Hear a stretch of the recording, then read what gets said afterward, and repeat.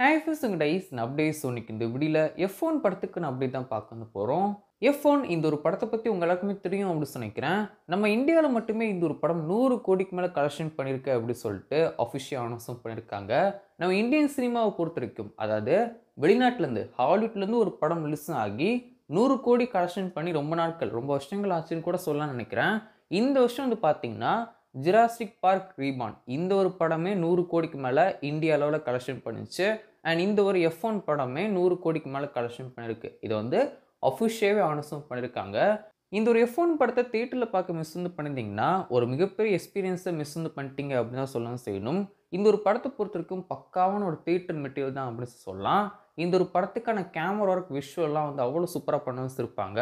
முக்கியமாக car racing அப்படிங்கிற விஷயத்த ரொம்ப பர்ஃபெக்டாக வந்து காமிச்சிருப்பாங்க அப்படின்னு சொல்லலாம். இந்த ஒரு படத்துக்கான மேக்கிங் தான் இந்த ஒரு படத்துக்கு ஒரு மிகப்பெரிய ப்ளஸ் பாயிண்ட் அப்படின்னு சொல்லலாம்.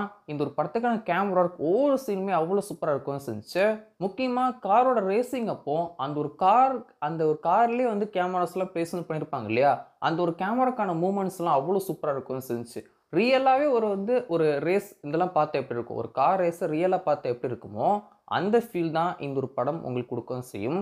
அவ்வளோ சூப்பராக அந்த ஒரு படத்தை எடுக்கவும் இருப்பாங்க.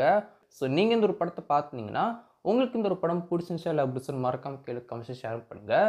இந்த ஒரு படத்தை யார் ப்ரொடியூஸும் பண்ணியிருக்காங்க அப்படின்னு சொல்லி பார்த்தீங்கன்னா ஆப்பிள் இந்த ஒரு படத்தை ப்ரொடியூஸும் பண்ணியிருக்காங்க. ஸோ இந்த ஒரு படத்துக்கான ஓடிடியை பொறுத்த வரைக்கும் ஓடிடி ரிலீஸை பொறுத்த வரைக்கும் அடுத்த மாதம் தான் இந்த ஒரு படத்தை ஓடிடி ரிலீஸ் பண்ண போகிறாங்க. எந்த ஓடிடியில் அப்படின்னு சொல்லி பார்த்தீங்கன்னா ஆப்பிள் தான் இந்த ஒரு படத்தை ப்ரொடியூஸும் பண்ணியிருக்காங்க. அப்படிங்கும்போது ஆப்பிளோட ஓன் ஆப்பில் தான் இந்த ஒரு படத்தை ஸ்ட்ரீம் பண்ண போகிறாங்க அடுத்த மாதம்.